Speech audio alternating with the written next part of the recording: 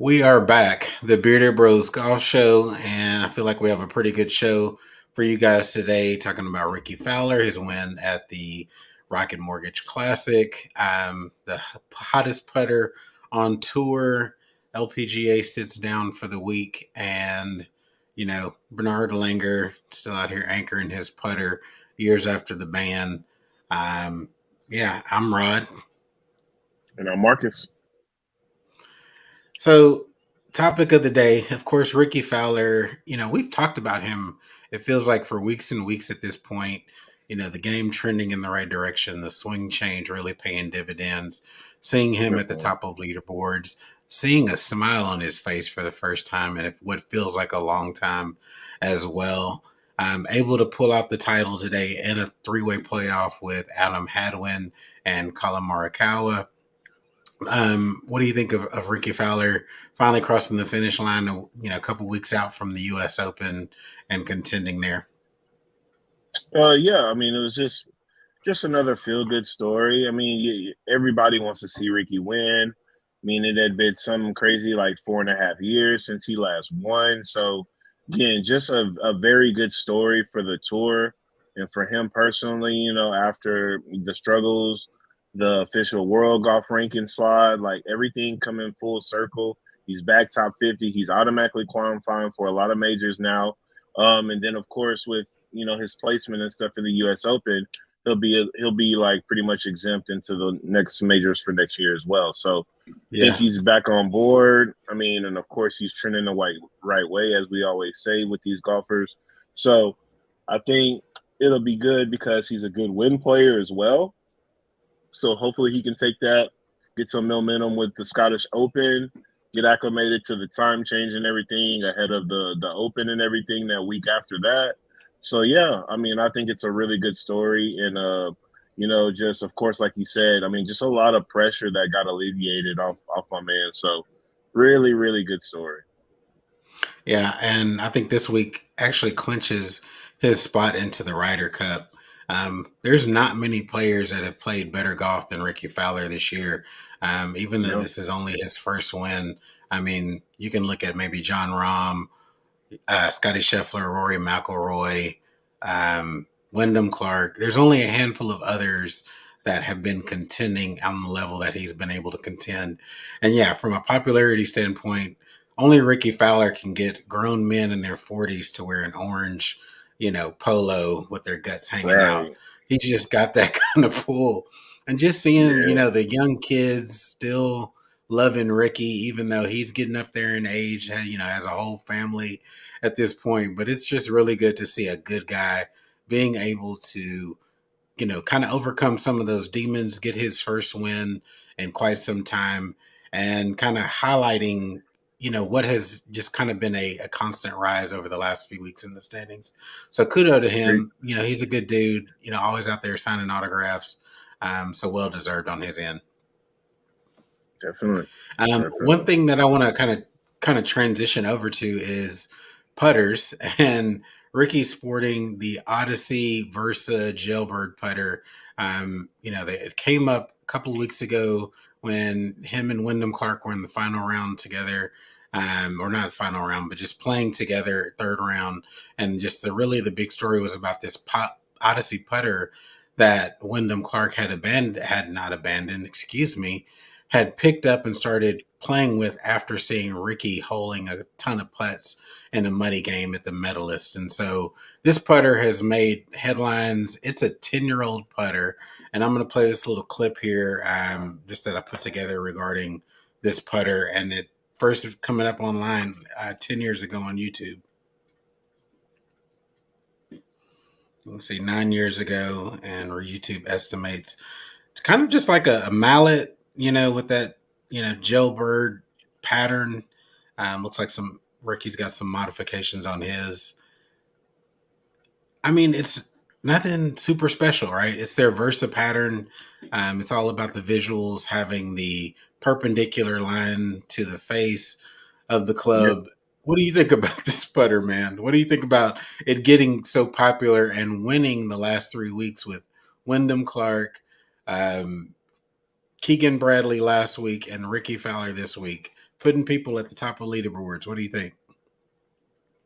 Think it's partly putter face, putter grip.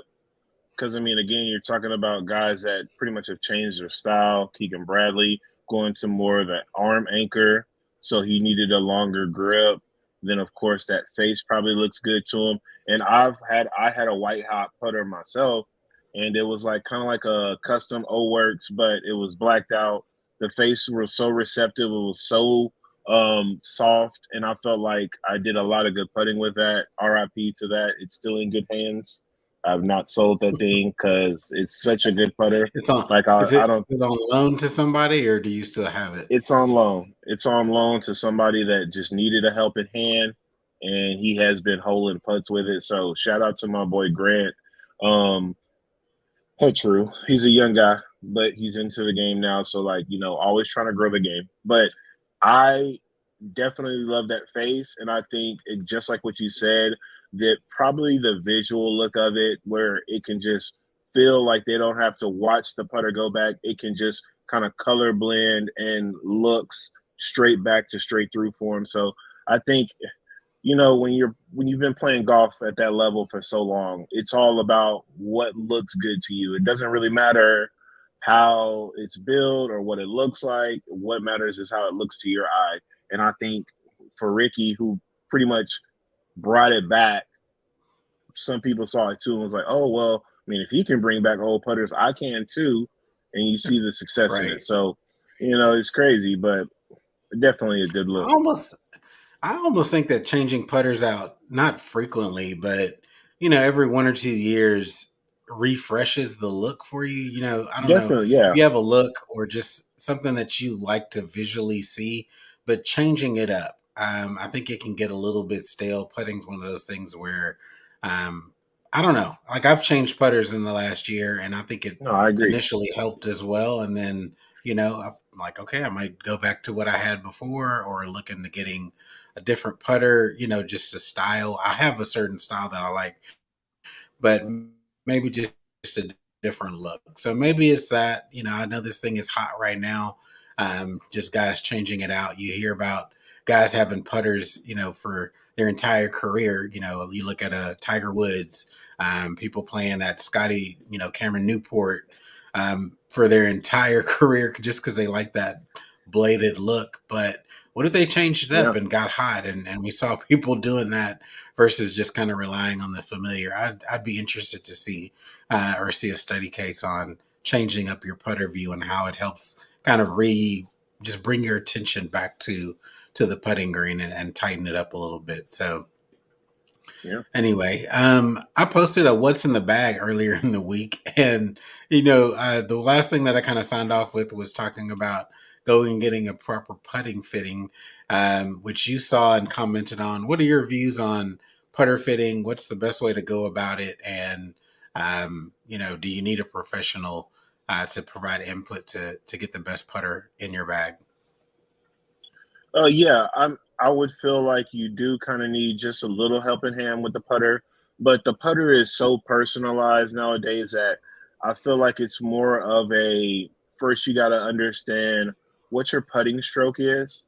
You got to understand if you're more based off of straight back, straight through, more trying to keep the face square as possible, or if you're more of a field putter. If you're more of a field putter, you let the flow of the putter take its way, where you kind of open the face, close the face on the way through impact, however it may be. I mean, I feel like that's the first start of it. And then, of course, how will you like to look at the ball? Do you like to stand up a little bit taller? Do you like to feel like you're more over the ball? That is what creates the length that you need. It's not necessarily how short or tall you are, because, of course, with different grips, different styles and stances, you can use pretty much any different putter you would like from being from 5'4" to 6'8". It just does. It just really just depends on how you like to sit over the ball. Do you like it to sit kind of on the inside where you're looking down, angled out towards the ball, to where you feel like you're putting around you, or do you like to feel like you're right over the ball and you feel like you're going more of a pendulum style, more straight back, straight through? So I think once you get into that, then it's easier to decide if you like more of a blade style putter which you would see is more of a feels type putter because you're more the artist of it. You're not necessarily looking to go straight back and straight through. You don't need that help. I would say that if you're more of like a mallet style user, you're trying to be more formal, more technical. So like a bigger style head, like with what Rickie Fowler was looking, that's more of what he got back to, the basics of straight back, straight through, making sure I line up my ball with my alignment line, starting it on my line, and making sure that ball rolls true down that line. So I think it's Yeah. really just more of a feel of confidence as well. So yes, you need a fitter, but not as much as you would need it for like irons and woods where you're going through multiple shafts, multiple different heads and stuff like that. It's not as, wide open with putter faces and things like that. And of course, you want to have Yeah. something that you feel like feels good off the face. So that's why some people, they like the reception of a Scotty Cameron.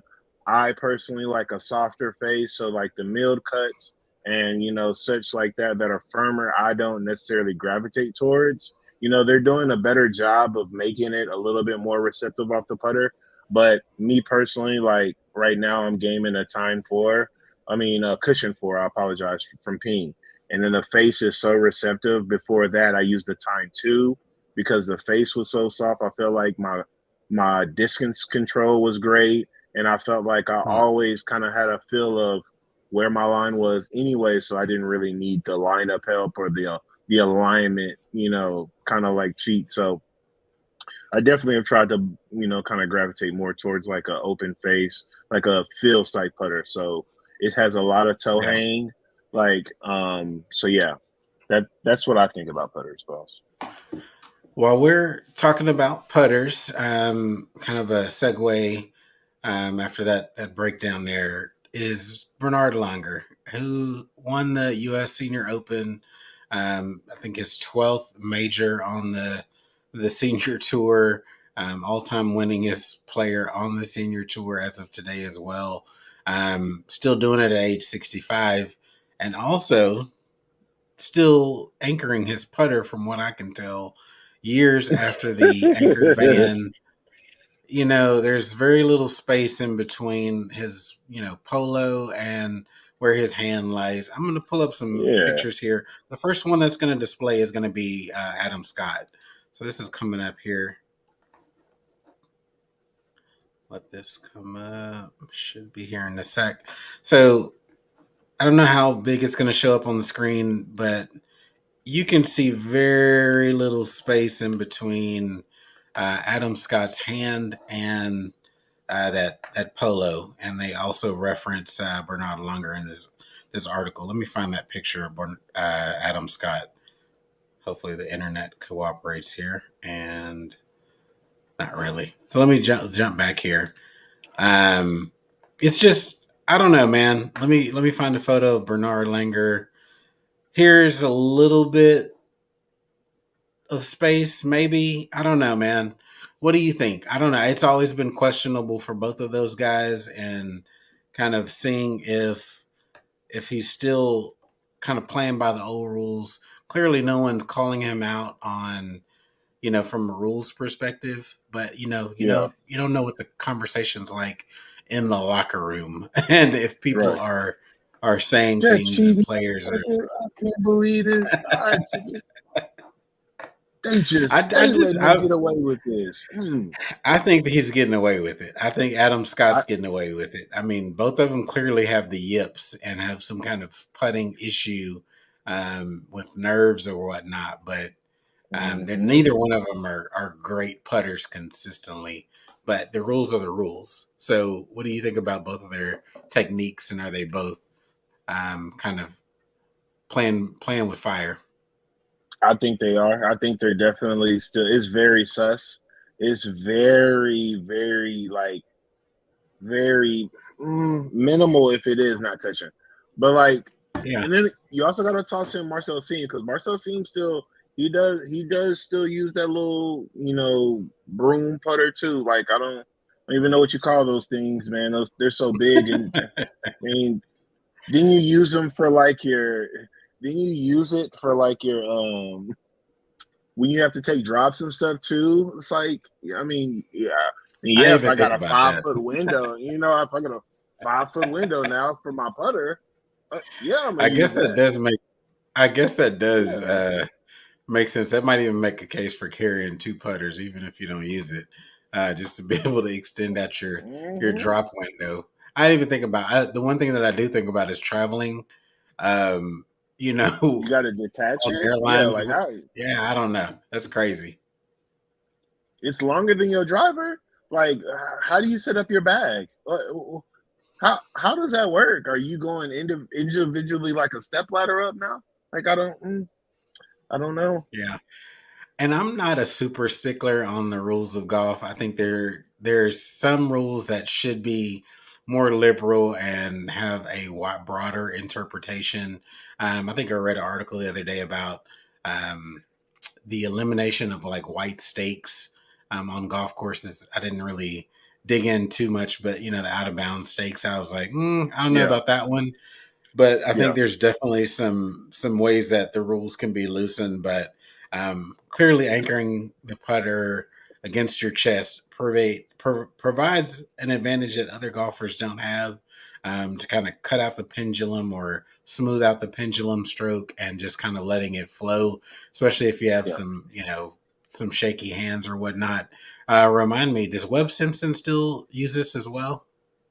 No, he made the switch and he did. He tried Is like a he pencil grip, but now he's doing okay? the arm lock like That's Kuchar with a pencil grip or like He's claw got a type lot going system. on. I I mean, mean, I it's get the ugly just arm like lock. his swing.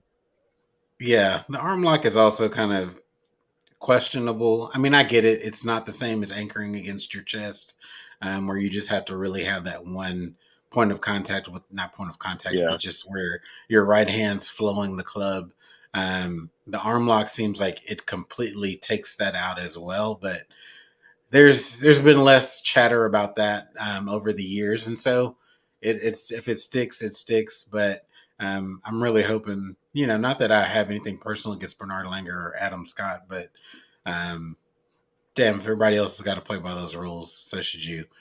So we'll move on from the putter conversation if we bored the heck out of you at this point. But um, LPGA Tour took the week off.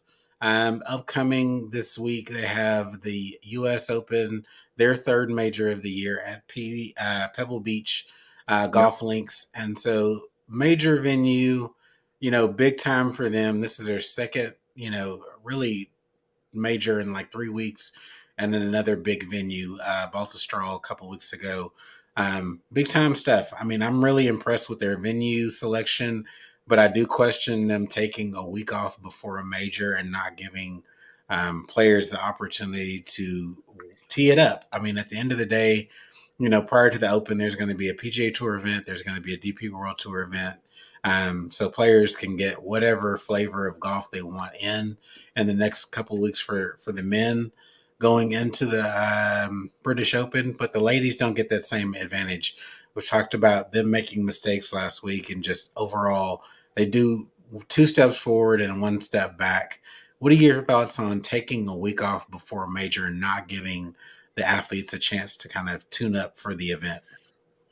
I think it's okay. I mean, I think when with the LPGA, I mean, the game is growing. I think with them, I think it's a good week off because with them, they have like a lot of media and stuff that they needed to handle. That I would feel like a lot of the star players getting individual interviews, doing their little spots for their sponsors and stuff. And again, not saying that the LPGA is struggling because right now it's definitely growing, definitely booming, but like they don't have the expenses, the charter planes and stuff like that that a lot of these guys, these tour proven PGA guys, DP World Tour guys have to go take a 1 day trip, do their US Open media, then come back, do their practice round and receipt and do whatever they're doing for that week for the PGA Tour the week in advance so they could do their warm ups and stuff. So that's how I'm looking at it. And so I think a lot of times we get tied up in, I didn't get a chance to really like competitively like warm up and stuff. But they also got 2 weeks to be at Pebble Beach though. So is it really all that bad? I mean, you fly in early, you say you don't even want to play golf for that week in advance, or you can't. You can play a little bit earlier, but you get a chance to get acclimated to the California weather if you're not from there. Of course, Pebble Beach being right on the coast, wind, cold, hot, sun, clouds, all in one day. So again, I don't think it's as bad as it looks.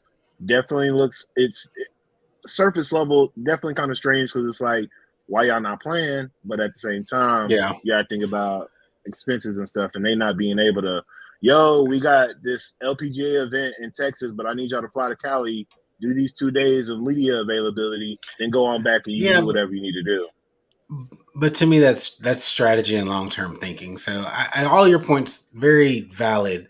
I have really no counters to them as points, but I think on the other side of it, I land in to playing good golf comes with playing golf and Yeah, competitive golf. And I get it. There's going to be a handful of people that wouldn't want to play the week before the major, and that's fine.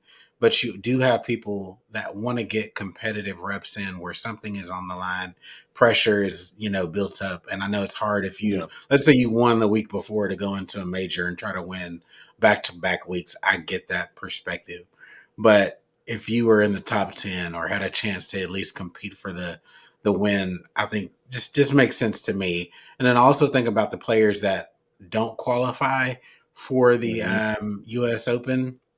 They're going to have 2 weeks off, and so they didn't play last week or this week, excuse me, and then they're not going to play next week, and so their reps are down as well, and so you give them a disadvantage.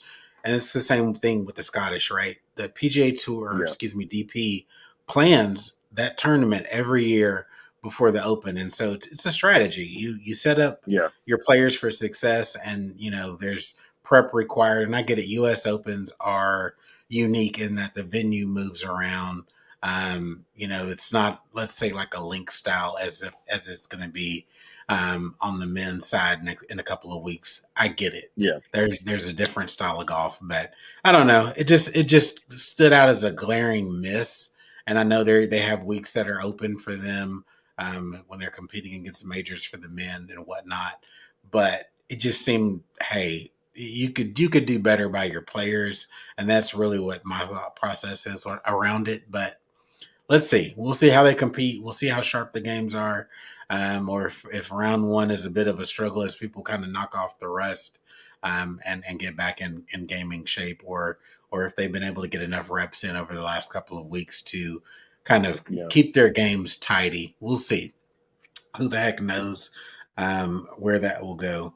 Um, One thing that was interesting today, I forgot to bring up when we were talking about the Rocket Mortgage Open, is the tournament being on tape delay, essentially. Saw results early in the morning, and pretty much they were done by about 1 or 2 Central Time, and then Yes. coverage was just coming on television at that point. A couple of rain delays as well. And they were impacted earlier in the week with the haziness from the Canadian wildflowers fires on Thursday of the tournament, and it looked a little hazy on hmm TV. So I don't know. It was just so weird. I don't think I can recall the last time I've seen a golf tournament time moved up. It probably was last year, maybe once, but far few and in between. It's reminded Yeah. me, kind of dating myself, of the 80s and 90s sports when things were not played in real time.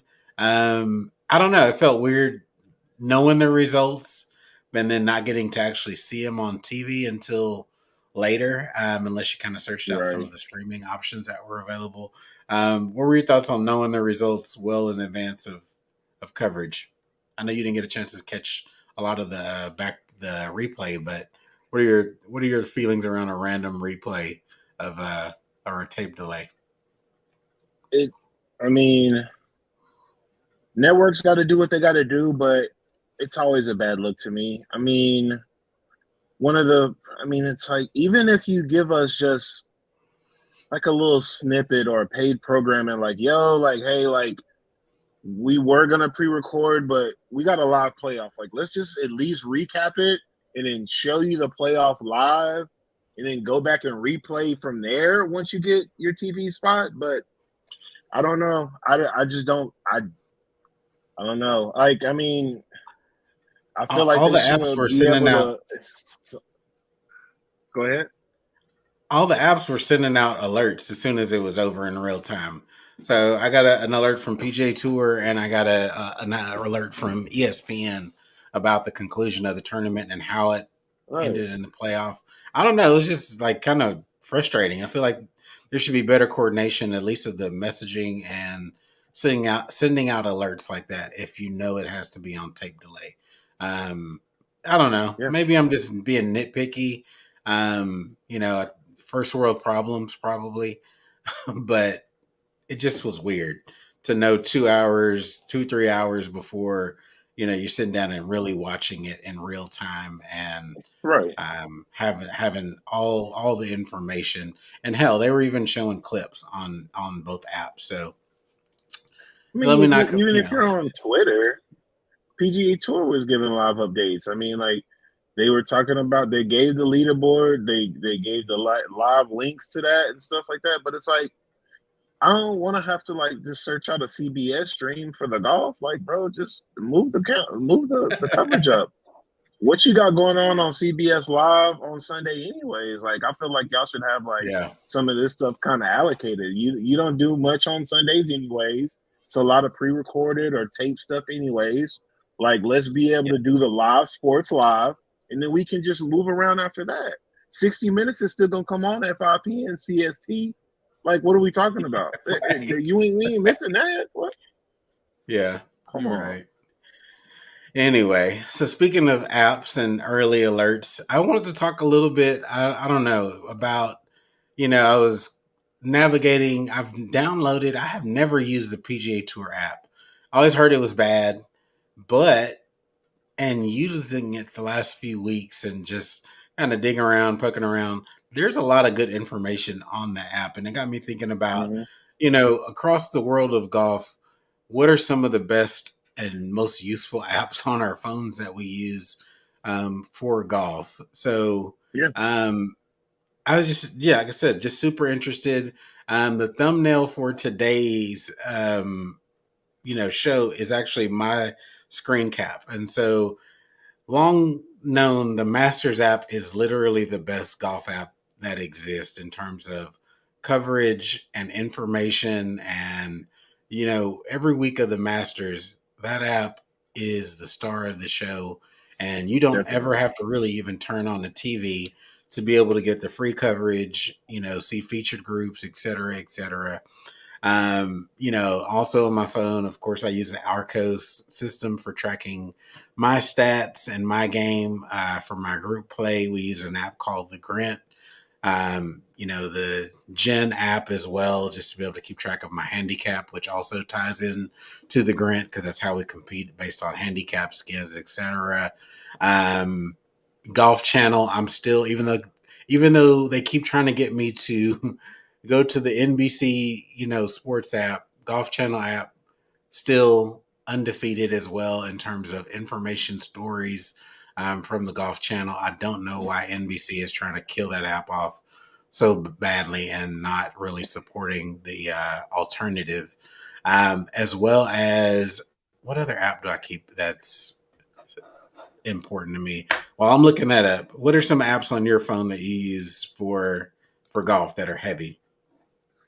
Um, I mean, I really enjoyed the Golf Channel app in it when it's in its origin because you also had like a lot of helpful videos. The live scoring was always good. You always can flip through each tour and see what the score update is. I mean, for the longest, I had the Golf Academy app. I mean, just Yep. helpful 2 to 3 minute videos.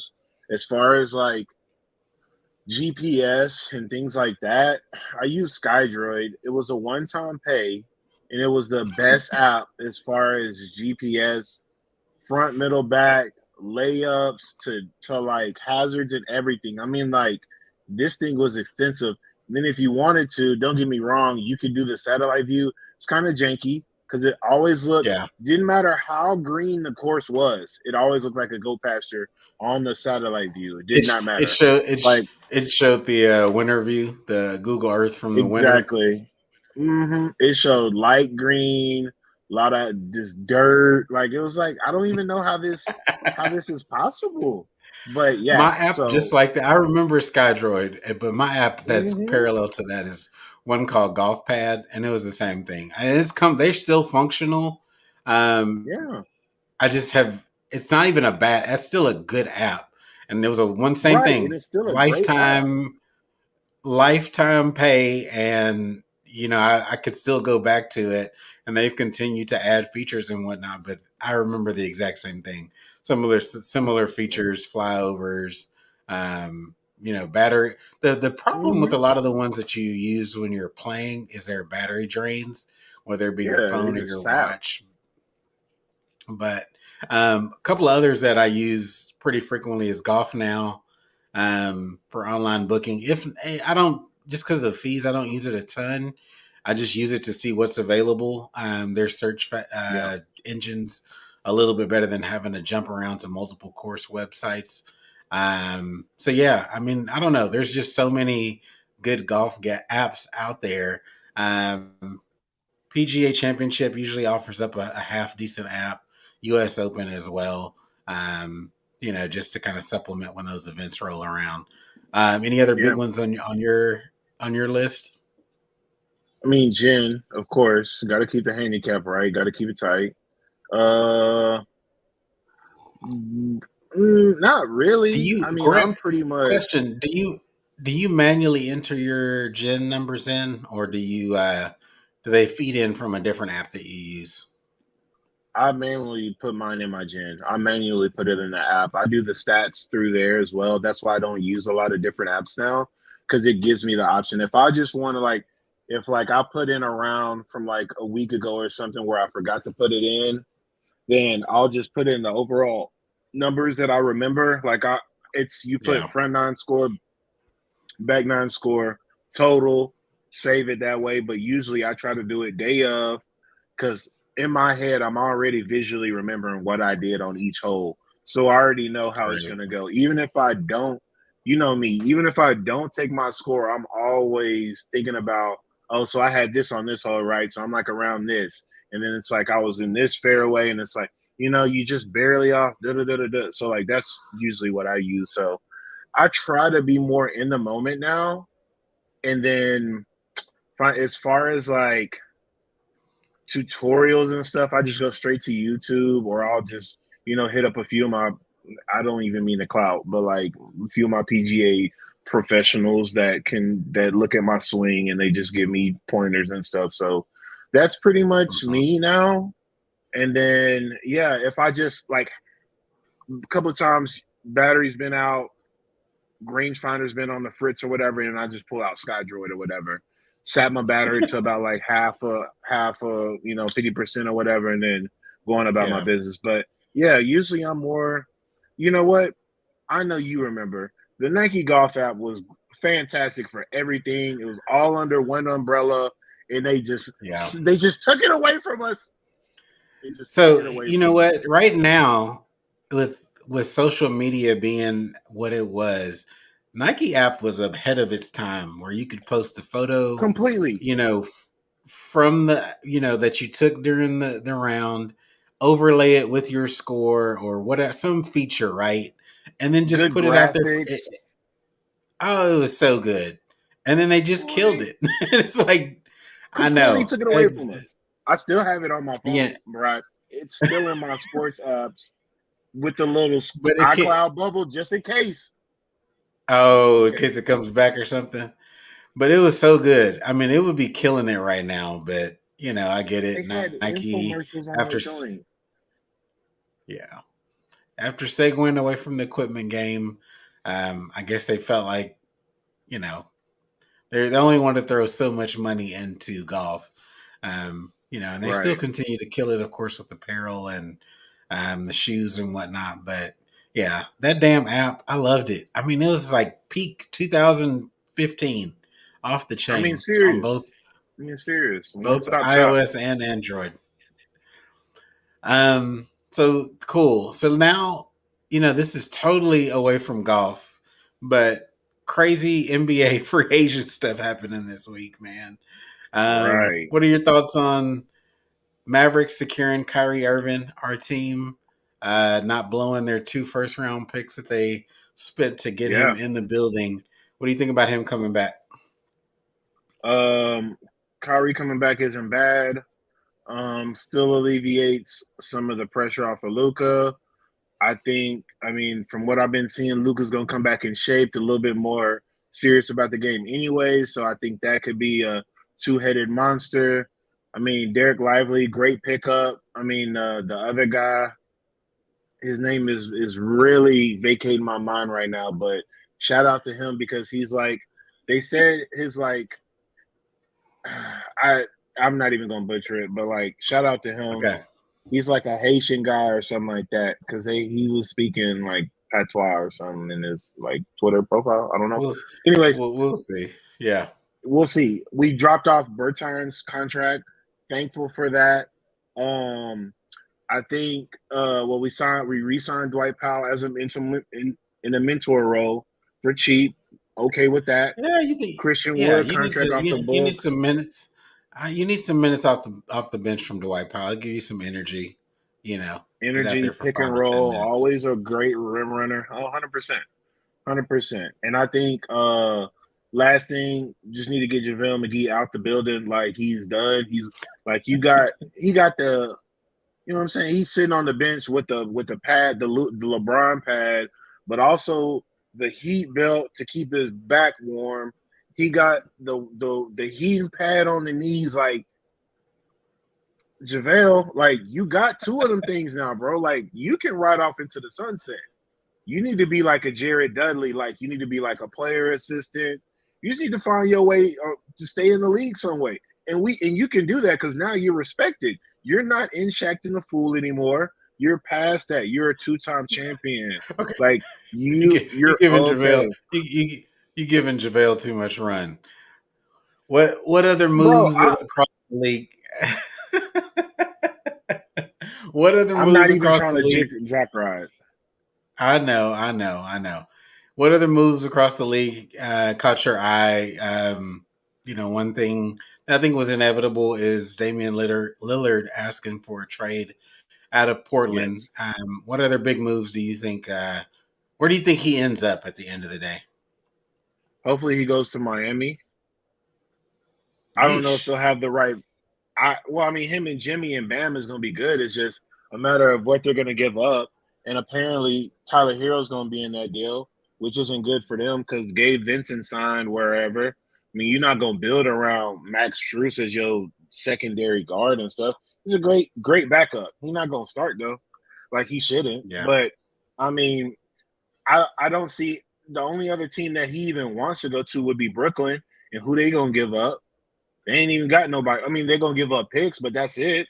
Portland don't need Yeah. picks, and I think Brooklyn's cupboard is pretty empty right now. right. I don't know. I mean, you bring him on just so he can be buddy buddy with Mikal Bridges, the homie. Like that's it. That's it. Like they just like homies. That ain't enough to get you a championship or the playoffs or whatever. So I think Miami is the way. New York, they went a different route. He not going to the Yeah. 76ers. That I mean, well, he could go to the If 76ers, but Harden, it's gonna have to if be a three-team deal. But Harden ain't gonna want to this go is to true, Portland. well, He'd have to be Harden doesn't have involved some way because Harden is not Harden of 5 years ago, and so I don't think he has the same leverage. And I don't know about his no trade clause or if he has one or not, but I don't know. I feel like Harden could get tossed in a deal anywhere at this point because he's just not that guy anymore. His time has yeah, passed. He hasn't kept himself in great shape. So I don't know. right. It's I don't know if it's He, go ahead. he did his player option so that he could request a trade. Like that was the deal that him and Philly like had in mind when he did that, or else he was just going to decline the $35.6 million option and go to free agency. So He wasn't That's gonna why get that another reason somewhere why I was else. happy with. He was No, he wasn't. he was not gonna get that money, and that's the same thing with even there was somebody else that I think it was Draymond that was talking about declining his deal. I'm like, dude, y'all can't go get the same money somewhere else than you can with your own team. So opt in, Yeah, get your paycheck, get that big paycheck for another year or whatever. But these yeah, guys that have these big kind of last year of their deals and there's big money on the table. It's kind of like it reminds me every time I think about a player making a foolish financial decision. I think about Dennis Schroeder from a few years ago when he had that huge deal on the yeah. table from the Lakers for like 80 mil Mhm. and ended up playing for like five the next year because he turned it down thinking there was a market out there.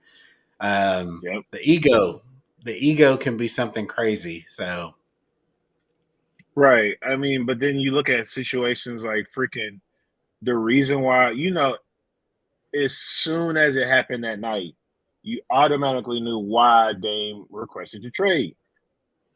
Portland is not in his best interest. You no, signing Jeremy Grant to a 5 year, $160 million deal. Hmm? I like Jeremy Grant. James Harden is making 35 million. I know it's stupid money. When I mean it's just stupid money. I like Jeremy Grant. Has he underperformed his entire career despite the talent that clearly he's physically the dude's like about as talented as it gets, but Yeah, not he a like a Jeff talented Green. basketball player.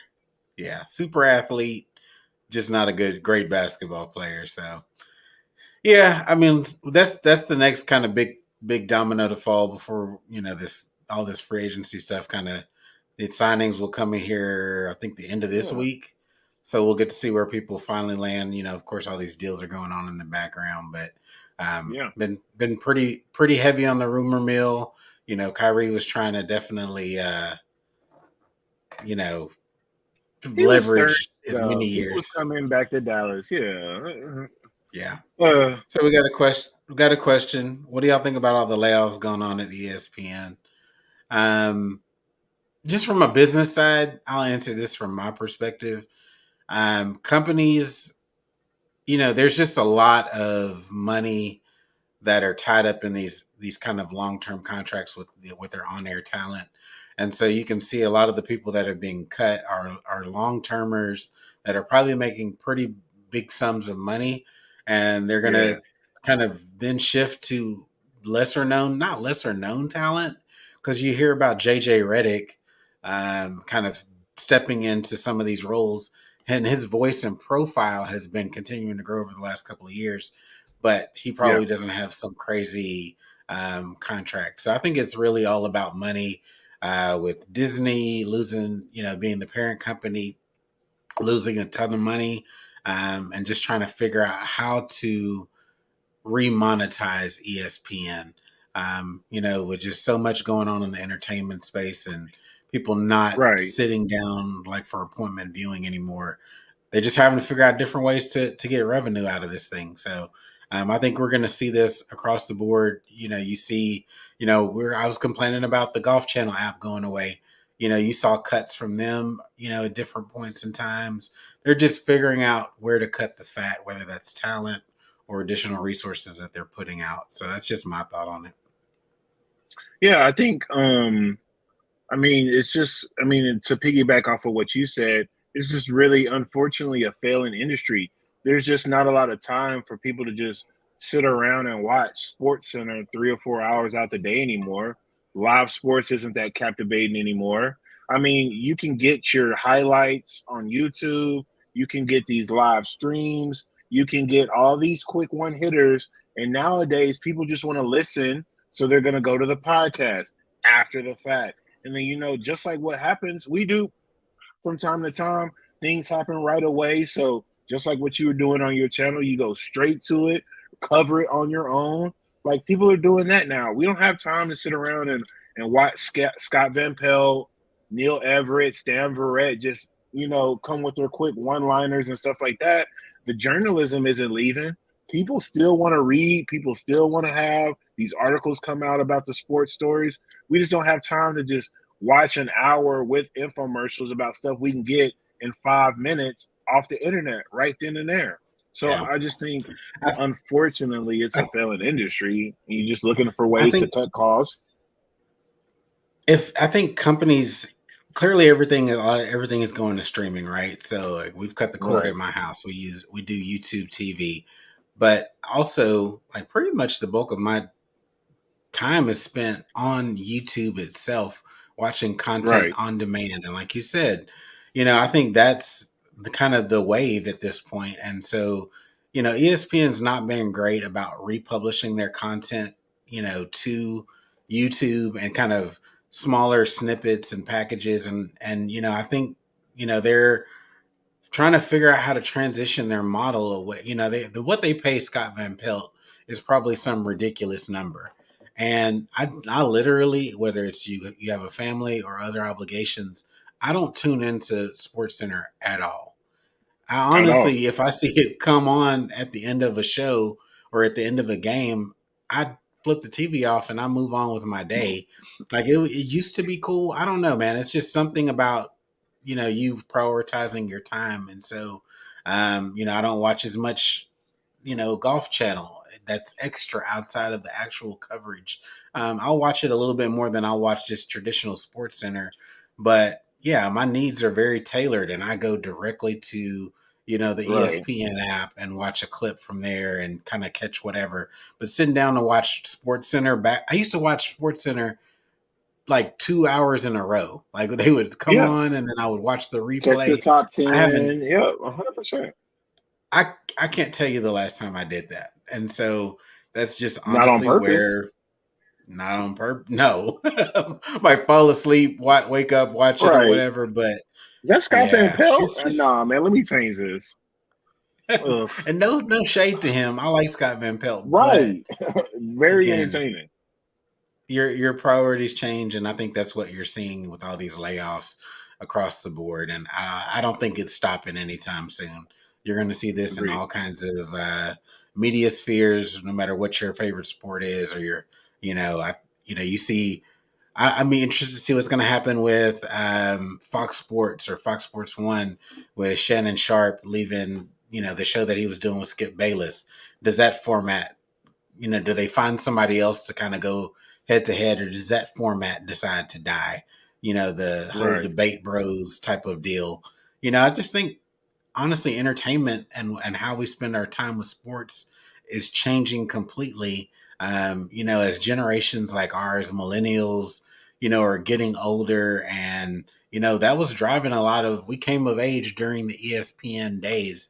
Right. When specialized sports channels like Golf Channel came about. That's just changing, and so as we Yeah. get older and our needs change, and these later generations come about, they don't want the same things. And again, Yeah. we don't want the same things anymore.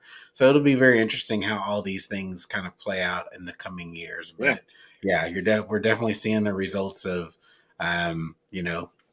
that these companies are running in the red, You just got to from think a revenue about standpoint. like facts. I mean, like, you just got to think about like shows like, I mean, even like 5 years ago, just think about how you wouldn't run to the TV, but if like Around the Horn or Pardon the Interruption was on, oh yeah, I'll watch that real quick. Now it's like I got 2 hours of Pardon My Take. I got Hmm. 2 hours of the Mad Dog guy who just yells into the TV. I Like, cannot do it with that dude. I can't even stand it. bruh. Then you switch over to Golf Channel. You got Golf Today now with Iman Lynch. Like, bro, I don't want to hear you talk from 1 p.m. to 3 p.m., bro. Like, put the rerun on. I will watch DP World Tour reruns over that, bro. Like, get to Tuesday, show golf's greatest rounds. Get to Wednesday, do some on the course coverage. Like, oh, we warming up. Like, go to the like. What's wrong with an on the range segment? Y'all be sending people out Yeah. to stuff early, anyways. Fly them out. Have them talk about what we're doing on the range. Put somebody on the course. Show the pro-am round again, please. I don't want to Yeah. hear talk. I don't want to hear people talk for There 4 hours straight, bro. there's definitely some different mediums that are coming about that I think will catch some traction. So with our Disney bundle, I get some of the ESPN Plus coverage. And ESPN Plus so is great. it is legit, especially when it comes to their golf commentators. No shade, but what's cold nosed. Any way to Hate get away him. from cold nose. No, 100%. 100%. I know, 100%. right? 100%. And so, like, you have so Oh many, my some goodness. different perspectives that are a little bit more off the cuff and not as scripted. Cold Nose is just kind of annoying. His jokes don't land. It's kind of snarky or whatnot. But hearing kind of LPGA Tour vet Christina Kim on the ESPN Plus coverage, and they have some kind of just some Yeah, pros that weren't top tier and just have a different perspective. And just, I find their coverage super refreshing and just kind of outside of the definitely. normal kind of just mainstream golf media stuff. And so there's a lot there that I think will get more traction as the media landscape shifts. I just really think that, what we see today is going to be completely different in 2 to 5 years. And we're just Definitely. seeing this, we're in the middle of this transition where something is dying right in front of us and new stuff is starting to crop up. But a lot of it, people don't even have access to. Luckily, just with Right. my work schedule, I get to sit at home, and work from home, quite a few days. And so Thursdays, Fridays, I just turn on the ESPN Plus coverage early in the morning because it's on all damn day. It'll start Yeah, early in the morning and then go into the afternoon. And it's just, to me, it's the best thing going right now as it relates to golf coverage. But you see a lot of definitely. other things like that across the board, just where smaller independent media outside of the box is popping up and winning. To be honest, Definitely. Definitely. so anyway, thanks for that question. This always segue into some basketball, turn into something totally different, but um, love it. I mean, Bearder Bros Golf Show, we give you a little bit of everything here. If you're watching Yes, and you're sir. not subscribed, hit that subscribe button. We're back every Sunday, 7 p.m. Central Standard Time, with the exception of, tournaments ending at crazy times and we adjust. But um, we'll be here. We want to have you join the discussion. We'll be back next week. Bearder Bros Golf Show. We're out. Peace. If I can get my mouse to end our show. We're struggling to end. I hear it scraping. I'm still alive. I think my mouse is over here on my iPad. There we go. All right, Just y'all. did.